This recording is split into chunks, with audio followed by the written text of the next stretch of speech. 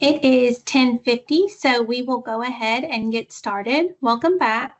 We appreciate all of the questions that we've had so far. Keep asking and we will keep answering. Up next, Blake and Wendy from the Office of Continuous Improvement and Support will review current behavior data standards and end-of-year reporting for Safe Schools data. I'll turn it over to you.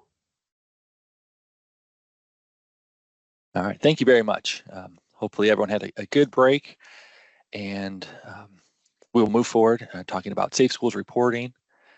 I will do the bulk of the presentation. Wendy is an expert in this area and will jump in if needed. We are both available through email or phone. So if anything we say here sparks interest or a question, you're welcome to ask it in the Q&A, but also feel free to contact us at any point.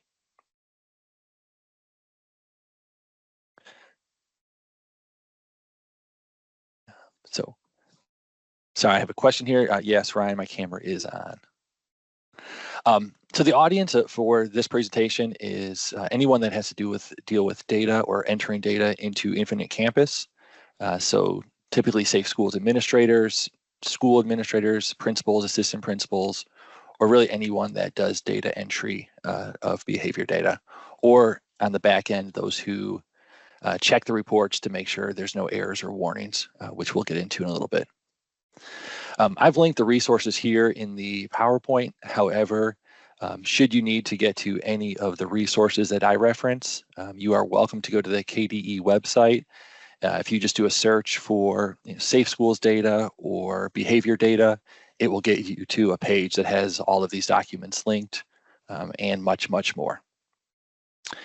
And throughout the year, typically Wendy sends out communications to the Safe School administrators in each district. So those are people that are assigned, not necessarily by title, but in the person role manager. So if you feel like you should be getting those communications about behavior data, you need to talk to those in your district who are responsible for the person role manager to make sure you're getting the communications timely. We've got a lot of questions about the expulsion and some of the new guidance on that. So in this point, I just want to bring this to light and I'll let you know there's a document available. It's particularly about carryover. And so if you go to the Safe Schools website, you can get to this information. But it talks about attendance, and again, this is something that Wendy and I have gotten questions about recently, so we wanted to highlight this as a resource. When you are doing the Safe Schools report, the way you're able to get to that, and not everybody has this link in their Infinite Campus, but the pathway you would take would be to go to KY State Reporting and click on Safe Schools. Within that, you want to make sure that, so for those at the district level, you want to make sure that there are people in your district, particularly at each school, I would recommend, that has access to these reports, because those who enter the data are, the most familiar with it and the most able to rectify it when there are errors or warnings. We recommend that multiple times throughout the year, someone's going in to check the data and make sure that the errors and warnings are addressed, so that you don't get to the end of the school year and have to remember what happened and the data and the information around that. So it's good to have somebody on a monthly basis or maybe bi-monthly checking on that data.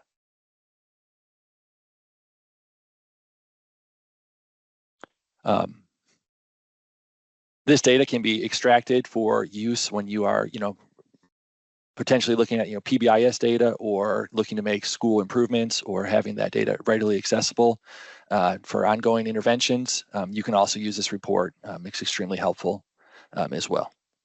And then obviously at the end of the year, before this data is submitted to us, before we publish it, you will have to go in and check for errors and warnings and resolve those issues, which we'll get into.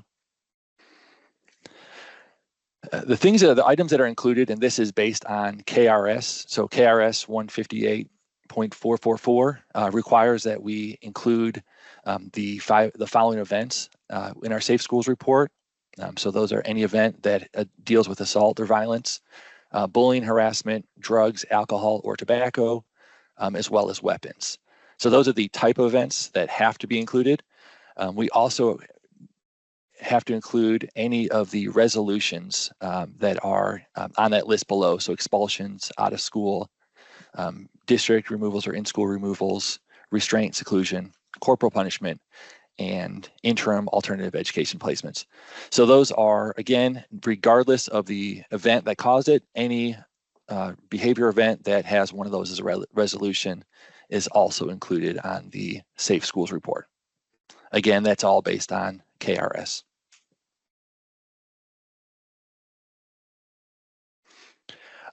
Something else I want to highlight here is there is a check mark or a box that you can check. This is particularly great for the Director of Special Ed. You can click on that box and only see any type of behavior event that is linked to a student with an active IEP. So especially good for directors of special ed, or if schools or principals are looking at behavior events based around their students with IEPs, this box can be extremely helpful for that. I'll add to that, Blake, that this is, it's really good to run it based on your special education students. Your director of special ed really needs access to be able to do this as well, because this will allow them to filter and dive into the data to check and see those kids that may be close to the 10-day on removals. So it's definitely very valuable for your directors of special ed or those people that are working with your special education students to possibly have access to this report to run it based on just the special ed view. Absolutely. Thanks, Wendy. So the data must be validated. So schools and districts must look at any errors, which errors have to be resolved. Warnings do not have to be, but should be resolved when they show up on the report. Anytime when you run the report, the errors and warnings will have a hyperlink to get you to that information. So it's very usable, very easy to get to the specific events that are causing those errors or warnings. I know this is small, but this is a sample validation report. You may not be able to read it, but on the end of each line, it says, number of events 0, and that's what you want. You want all of these errors and warnings at the end of the year, particularly to have 0 issues or appear 0 times. But if they do, that's fine. You can resolve it by going back to the data to resolve the issue, the error or warning that's causing it. Yeah, for a bigger district, if you'll go back to that slide real quick, Yep. For a larger district, the good thing about what he mentioned in the previous is if there are errors, so if there's one that the error 01 and there's say 20 records, it'll be a blue hyperlink and you can click on that and it'll jump you down the page to that list of particular errors that you can work on. So that's kind of what that hyperlink in the previous slide was talking about. Right, yeah, it's hard to see without that information in front of us, but. So I'm gonna quick run through the errors that that do show up. So error 1, again, errors must be resolved. So error number 1 is when a resolution is without a start or end time. And so, anything that has a time set to it, so, in school removal, out of school suspension, those have a start and end time, or they must. Otherwise, it shows up as this error. Remember that you must put AM, PM, and remember these must match, particularly with removals or suspensions. They must match the attendance to the minute, which we'll get to in a second. Error 3s are when there's not a participant selected. So this is very common, if schools have, people entering data or the behavior event, they might mention that student's name in the narrative, but not necessarily link it to a student in Infinite Campus. So if there's not a student selected or linked to that behavior event, this would show up. I'll say that on this error in particular, we don't get it very often anymore, but it can be when a user puts in a draft referral and it maybe is, say, a incident that involves tobacco. So if there's not a participant attached to that, this error will be produced. And the tricky part of this error is the user that actually started the incident in draft format is the only one who can fix it. So the error will display to you who the user was in the district that started it. So that one's a little bit different than the rest, but we also don't have a ton of those errors either anymore. So error 4s are when there's a resolution for an event that's outside of the selected calendar or enrollment.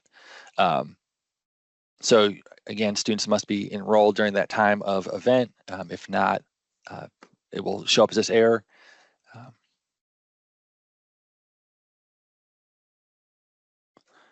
The error 5 is when there's a suspension attendance. So attendance was put in as a suspension or day of suspension, but there is not a corresponding resolution of out-of-school suspension during that time. So must go in and either resolve the attendance marking or add the resolution that shows out-of-school suspended to match the attendance. And that's where it has to be to the minute. So the start and end dates and times have to match to the minute what is in the check-in, check-out attendance for the suspension. So that's the key on that one as well. Yeah, so very common to, for that attendance clerk to, see the date, the time marked out, and then update the resolution or give the, update whoever's responsible for entering that resolution so they can match it.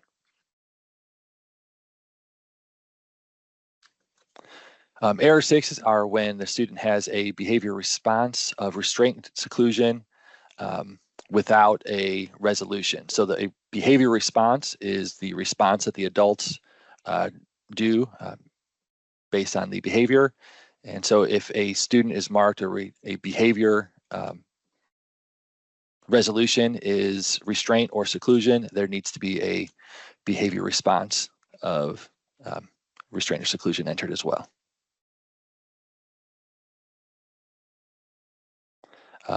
And a note on this one, an incident can have multiple responses. So, whether it is, different forms of restraint or restraint and seclusion, there can be multiple responses by the adults for one incident. Yes, so the response is the information that has to be entered in on every restraint seclusion. So how the incident was de-escalated, what happened prior to, during, and after the incident. So that's a whole narrative of information that has to be collected on any restraint or seclusion. And so this is basically giving you an error that if you've entered a response, but there's not a corresponding resolution of SSP 7 or SSP 8 with the response. And as Blake said, an incident can have multiple responses. There can be multiple changes in restraint during an incident. Each restraint has to have a corresponding response. So every restraint and response has to correspond with each other, or you'll get an error here to resolve that.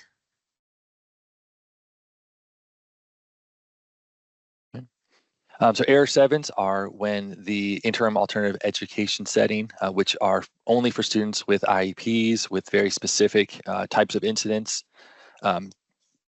those cannot exceed 45 days. And if they do, you'll see this error.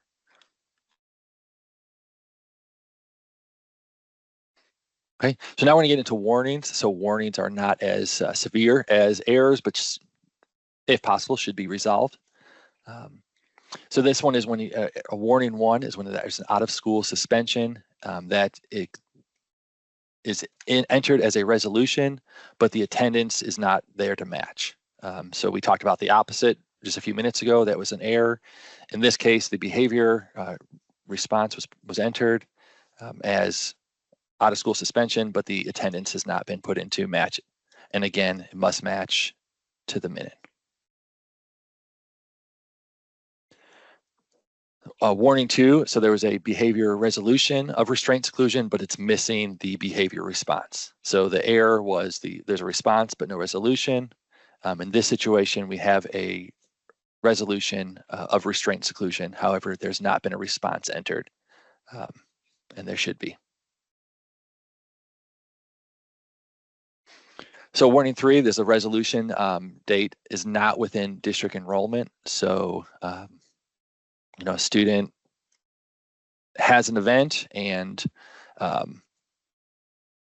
perhaps unenrolls before that resolution start happens. And so we've seen that before. And so if that does, this warning can be disregarded because it's nothing you can do to force them to re-enroll so that they can be punished or dealt with. So Safe Schools details. So when we ask that you all kind of look at this information.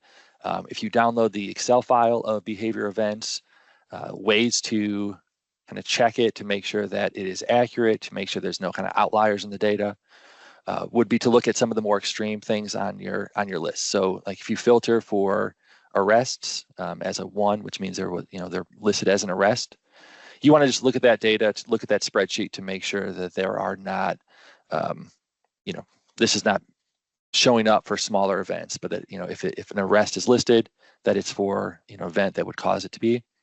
You can do, filter for some of the bigger events like assault, and double check just, that we're not seeing assault in, first grade. And it may happen, but again, this is looking for just outliers in the data to make sure things are being entered accurately. So looking at some of those bigger events or bigger resolutions, it should filter down to a very small amount of events in your district. And this would be one way to just make sure that you're catching those things and those outliers before it gets put through. When you run the report, you have the option of running sub-reports. So you can run a sub-report for the following. So weapons, tobacco, alcohol, and drugs. Again, looking at each of these reports as a whole just gives you an idea of, the number, as well as kind of going through to make sure that, because these are the events that get reported on the Safe Schools report, we recommend just going in to double check these things, and that's why they are included or have sub-reports available for each of these things.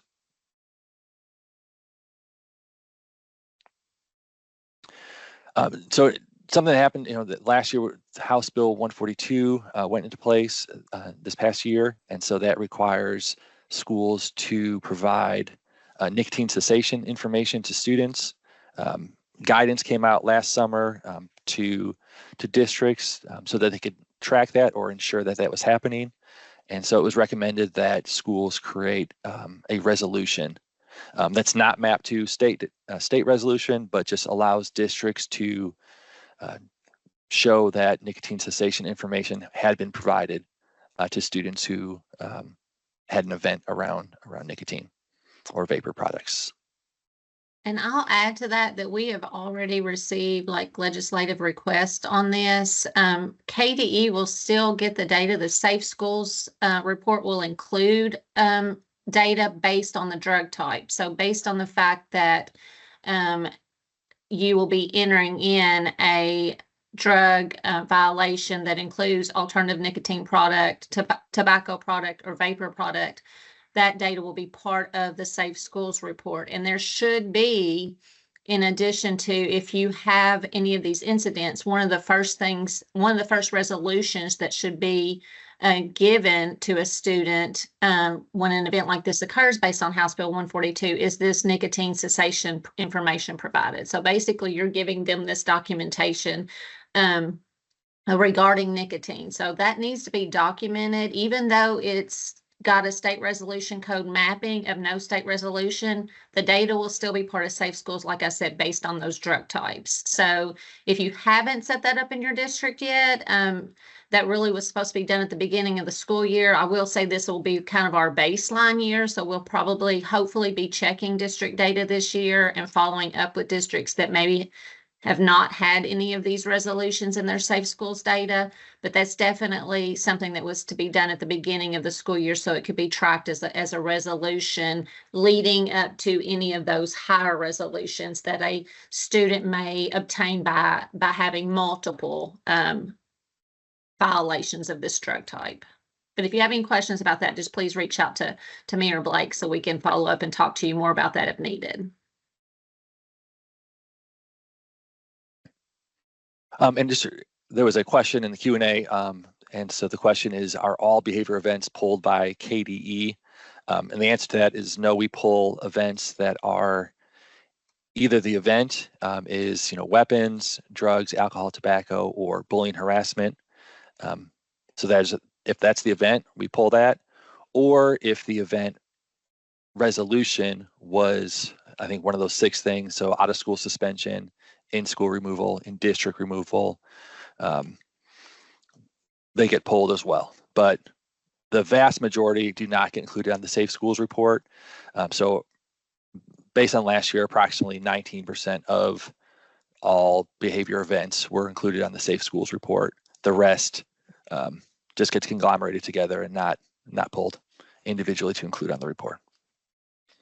That was a good question, though. Yeah, and I answered it in the chat, but I did miss the part that says, is there a downside to tracking that NIC, like the minor events? There is no downside. We highly recommend that districts do enter all behavior into the student's record in Infinite Campus. It will help you as a district to provide monitoring or interventions if there are behavior referrals that keep occurring for certain kids. So we don't necessarily get that at the state, and it's not going to be reported publicly, but it's definitely a benefit to districts to track all behavior referrals in Infinite Campus. Yeah, that's a great point too. And in my previous life in a district, I was always hesitant to put some of the events. I was always like, oh, this is going to go in, it's going to get pulled by KDE because it's one of those big events. And now on the other side of things, like, it's really not used for that. It really just gives us a baseline of what's happening throughout the state. Having accurate data is extremely important to make sure that we're able to support the measures that work to prevent some of those things. So strongly recommend, having everything put into Infinite Campus as accurately as possible. So moving on, you want to make sure that when you're looking at resolutions, so again, Safe Schools report will have certain resolutions included. You want to make sure that restraint, seclusion are following the guidelines. So the people that use restraint and seclusion in your school have been trained. You want to make sure they're following best practices in the guidelines that they've been trained in. You can filter just expulsions and look at that list. You want to make sure that students who have been expelled, which is a very small number throughout the state, you want to make sure there's no students with active IEPs. Corporal punishment is no longer used in almost all of our districts. Last year we had 0 occurrences of corporal punishment, but you want to make sure, again, that just doesn't show up on your list because it may have been mismarked. You want to make sure that expulsions are the maximum can be 1 year or 175 days. There is guidance for those carryover expulsions on our website. And then out of school suspension should be no longer than 10 days.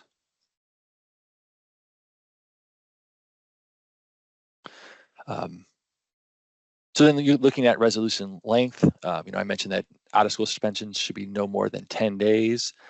When you're looking at students with disabilities, the total number of days they are removed from the regular setting is 10 days for the school year. So again, that's in school, in district removal, and then out of school suspension as well.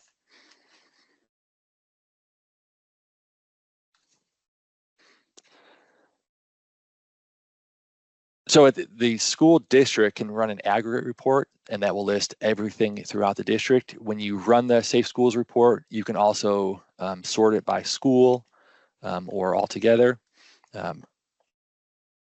Again, it's highly recommended that somebody at the school level is looking at this data multiple times throughout the year. because it's much easier to remember what happened last month than it is at the end of the year. You know, we think we remember these events that happen, and then the next one happens and we forget about the last. So.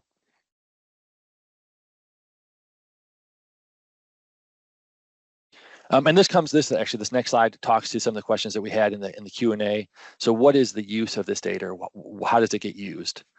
So the data is publicly reported on the school report card. So your school report card has this behavior data included. The Safe Schools report, the statistical report, is provided to the Kentucky Center for School Safety as well as the Office of Educational Accountability. Again, that's based on KRS. So we do all this to meet the letter of the law of KRS. Now we have to report federally students of discipline around any student with an IEP. Specifically, they're looking at expulsions or removals from school or from the class. And then we also have to report federally any event involving weapons. So that's how the data gets used and who gets it.